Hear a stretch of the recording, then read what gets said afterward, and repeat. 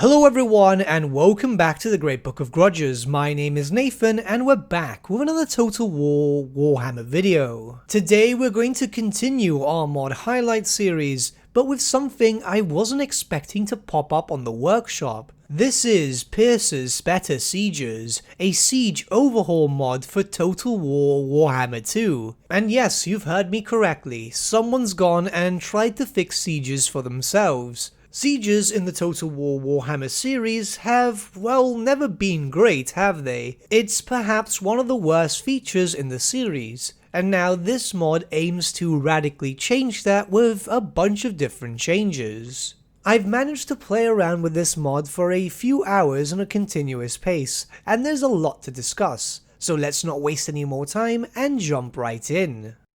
Let's start off talking about the defensive towers using this handy chart. So, a few things have changed here. The firing arc for towers has now been changed to 180 degrees. It's rather powerful, however, to counterbalance this, a number of changes have come into effect. Tower health has been reduced dramatically. Depending on the level is how much it's reinforced by, so the higher the level the stronger it is and thus the more HP. With tower range also being reduced. Level 1 towers will not reach that far, and level 3 towers will still be outranged by the best artillery. It's only when you get to level 4 on your bases where you'll actually be able to hit more or less the whole map. Towers are less powerful for the defenders, yes, it gives them less of an advantage and more an advantage to the attackers. However, there are some changes which will benefit the defenders more.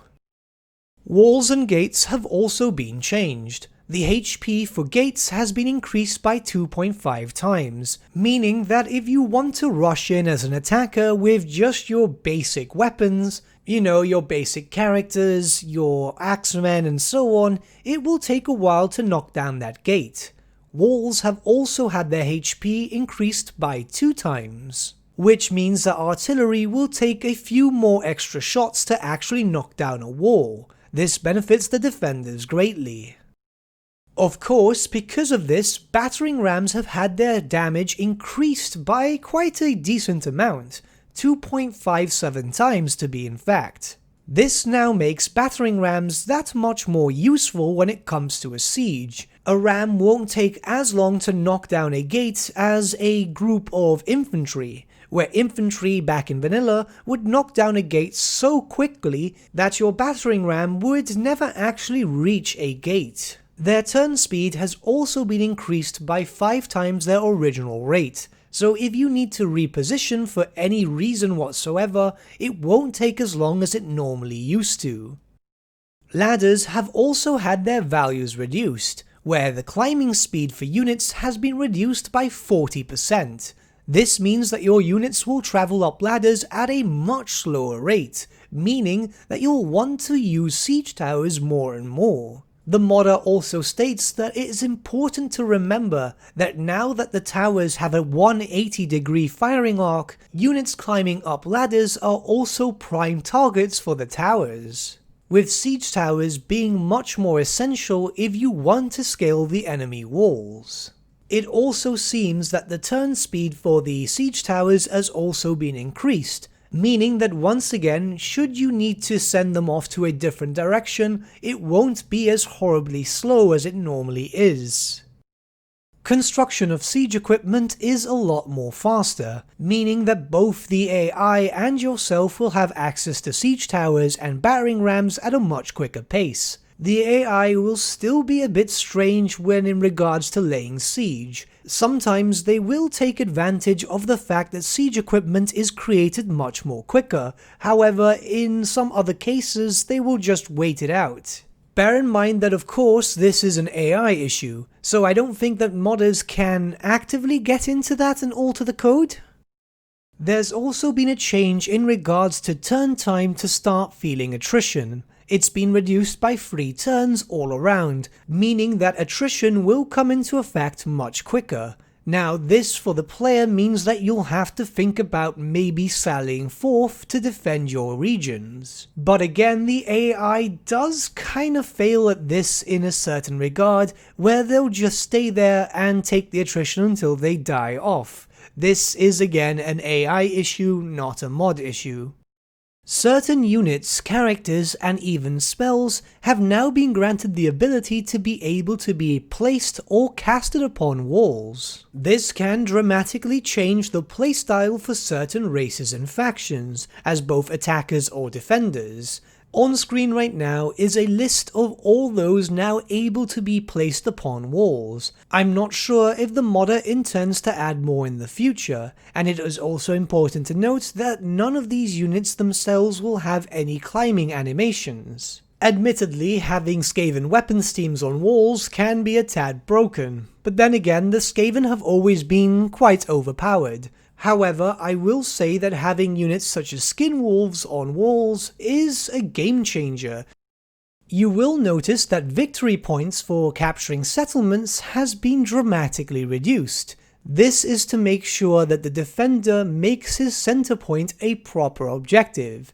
Now, it's been changed quite differently, where it used to take 60 seconds to be able to capture the point, and then you had to hold it for a further 200 seconds to be able to win if you were the attacker. Now it takes 85 seconds to control the point, with a further 5 seconds to act as the final few seconds before a battle has ended. Defending players will need to make sure that their center point is always defended in one way, shape or form. Of course, this doesn't matter too much when it comes to sieges, as most people will just go back there and defend from that point.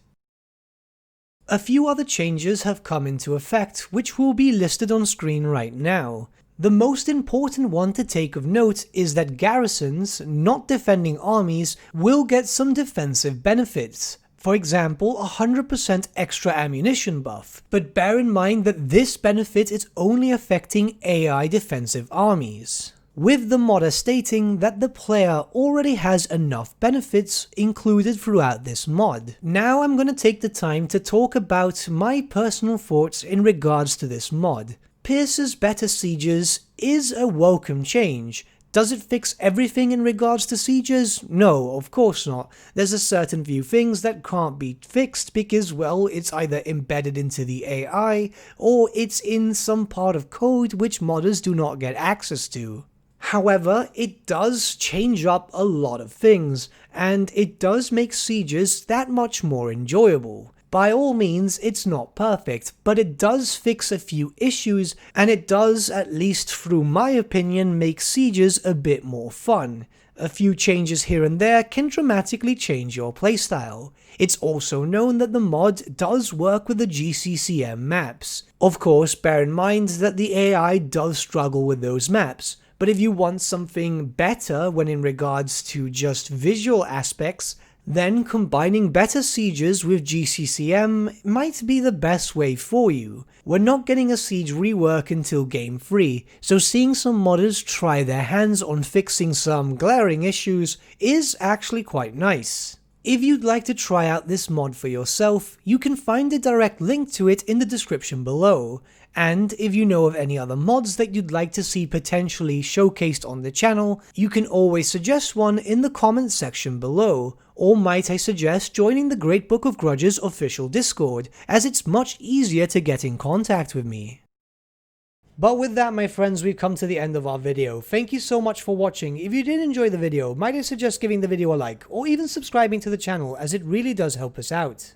In the description section below are various links to different social media platforms such as Facebook, Instagram, and Discord. Also in the description section is an affiliate link with Element Games where you could buy loads of hobby-based products, not just Warhammer, for 10 to 25% off. Making a purchase using that link and also our special code, which is also in the description, supports the channel at no extra cost to you, which we think is rather cool. A big thank you to our patrons. Your support means the world to us. It's amazing that people want to help a small channel like us grow and get to a higher level of content. A big thank you to Gibraltar LUSC, Ryan Bertsche, Andrew Prince, and Okro for subscribing to us at our Fane level. You guys are super cool. And a big thank you to Edward Yule, VS Vasan, Aaron Whitman, and Shaggy for subscribing to us at our King level. Honestly, we can't thank you all enough. And lastly, a big thank you to all of you for liking, sharing, and commenting on these videos. Honestly, it's because of you guys that the channel's been growing at such a great pace lately, so we can't thank you all enough. But with that, my friends, thank you so much for watching once again, and we shall see you all again very, very soon. Have a good day.